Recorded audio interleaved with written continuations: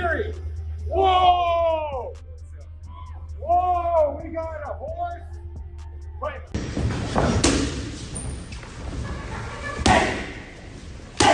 Jon Jones has sparked major controversy after taking aim at Tom Aspinall, reigniting tensions in the heavyweight division, while Islam Makhachev prepares for a brutal showdown with Jack Della Maddalena that could define his legacy. Jon Jones stirred up social media with a cheeky jab at Tom Aspinall by posting a photo of himself sitting on a white horse whose eye appeared poked. Fans quickly caught the reference, seeing it as Jones's sly nod to their ongoing rivalry. Whether intentional or not, the post perfectly captured his trademark mix of mischief and mind games. Fight the blood, period.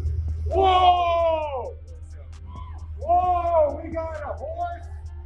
Wait, I can't see you. Leading high, we got a total. Johnny Bones Jones. Roll it up here, but he's next door. What's going on, DBX? How do you have a better entrance than this to the White House, Johnny Bones? You gotta do it right. Here it is, DBX4. Let's get this party started.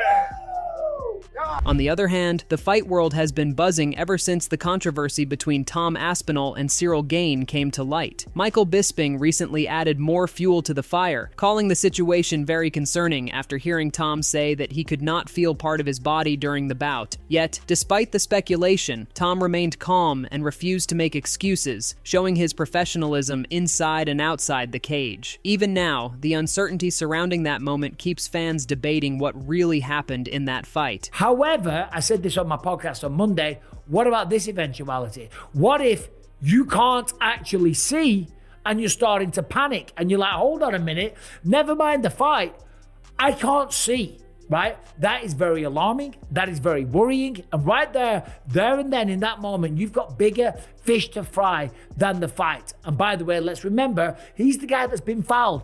Poking people in the eye is not allowed. That is a foul, okay? So it was Cyril Gane's fault that this happened in the first place. I'm not criticizing Cyril Gane. I thought he looked really good. He's an honorable guy. He's a great fighter. I've got tremendous respect for him. But the fingers were out. They caught him. And as we saw on the slow-mo several times, it was deep. It was knuckle deep. And of course, everybody's got an opinion on this. Tom Aspinall has gone home to England. He's gone to Cheadle Hospital and he's had yet another eye examination and he still can't see. The video says it's bad, it's not good. His right eye, he still can't see anything. Michael Bisping spoke out on the controversy, emphasizing that the focus should not be on whether the incident was intentional or accidental. He focused on the bigger picture, calling for updates to the rules around hand placement and gloves to make the sport safer and more consistent. His perspective shifts attention from blame to reform, highlighting the need to protect fighters and prevent similar situations in future matches. But going forward,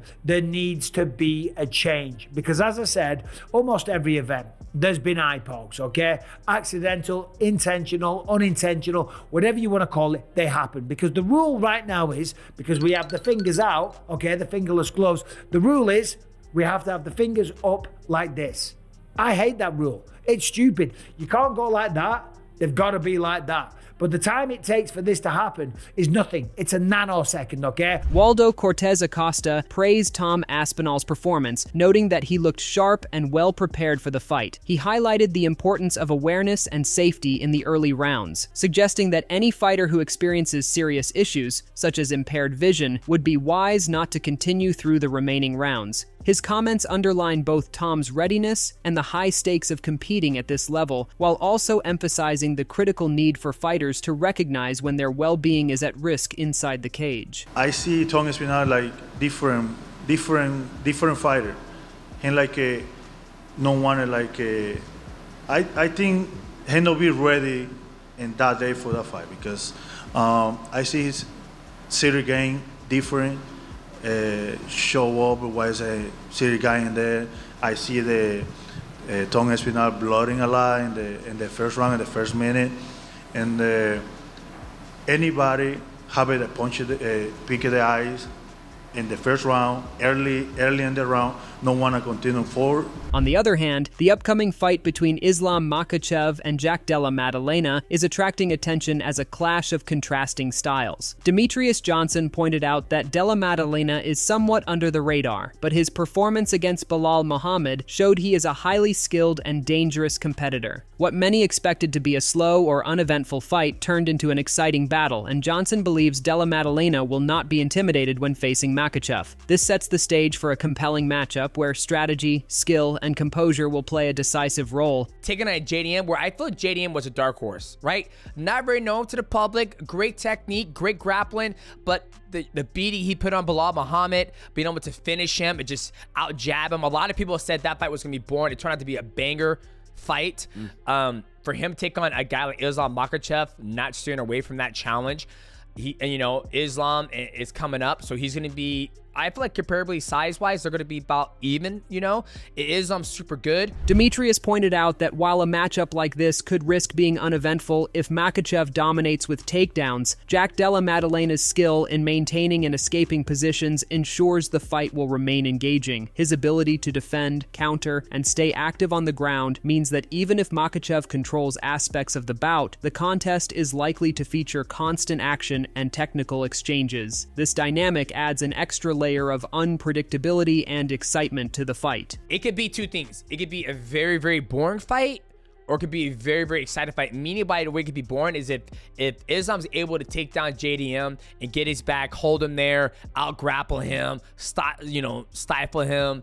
He could potentially do that, but the one thing I love about JDM when he fights is he never accepted position. When he was fighting Gilbert Burns, great grappler, takes him down. Right when he gets up, he throws that knee into the void. Gilbert Burns ducks down into it. He runs into it. JDM doesn't accept the position when he gets taken down. He's always looking to grapple, always look at the anti-wrestle.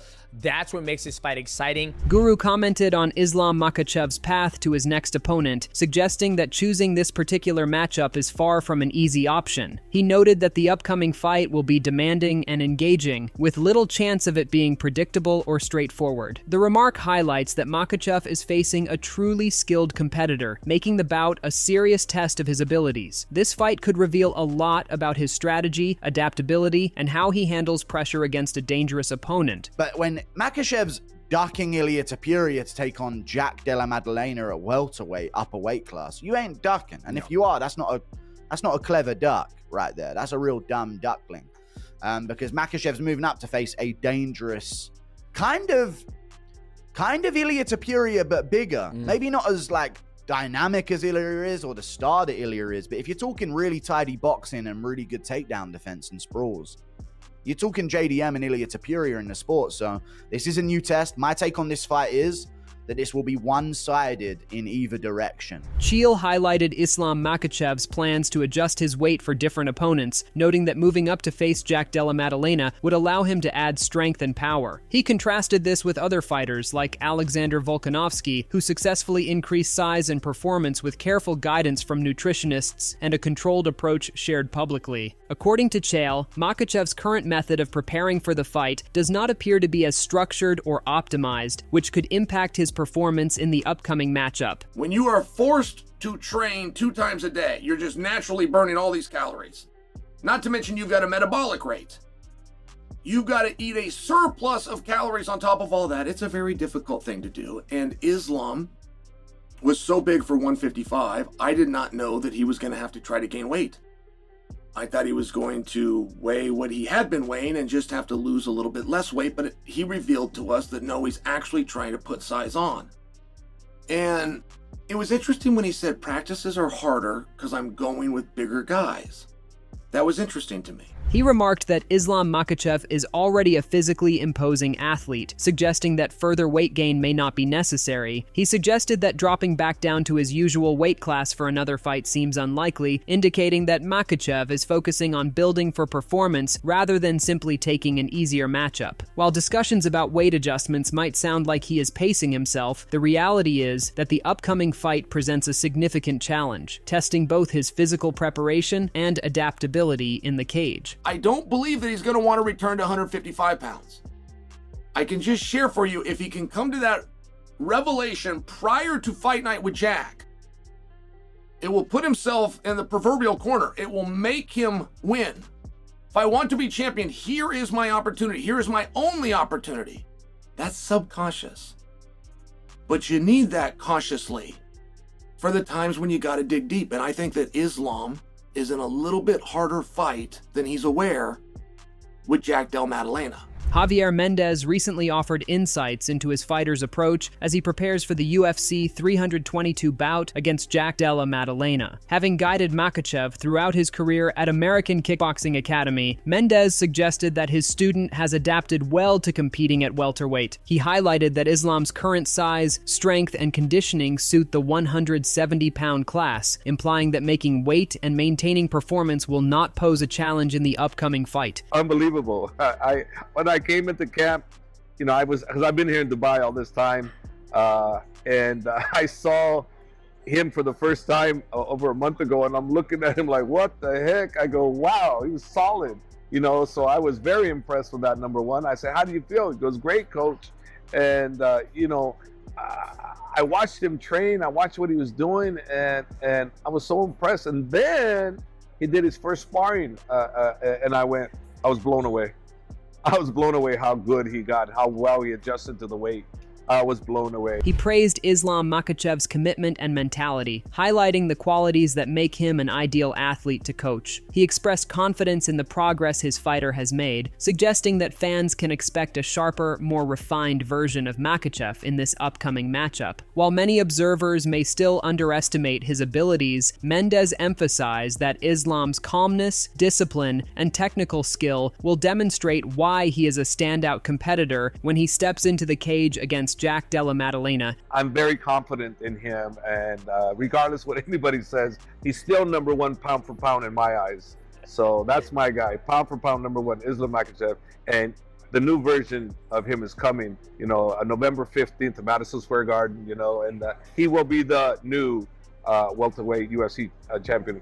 Safe to say he's done with lightweight. No more. I don't know if he's done with lightweight. Bantamweight contender Merab Dvalishvili shared his perspective on the upcoming bout between Islam Makhachev and Jack Della Maddalena, offering respect for both fighters. Known for his relentless wrestling and sharp fight IQ, Merab highlighted the clear contrast between Della Maddalena's striking skills and Makhachev's grappling expertise. He pointed out that Makhachev's ability to study opponents and make adjustments during the fight sets him apart from most competitors.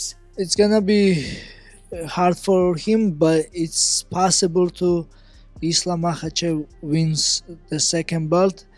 JDM is great fighter, great striker, but Islam is tricky. He has a good wrestling, and he's southpaw. He don't get hits, but he takes people down and he mauls people down. Merab also expressed confidence in Islam's adaptability and ground control, suggesting that these attributes could be decisive in the matchup. He believes that Makhachev has the tools to capture a second UFC title and further solidify his legacy, emphasizing that tactical intelligence and technical skill will play a key role in determining the outcome.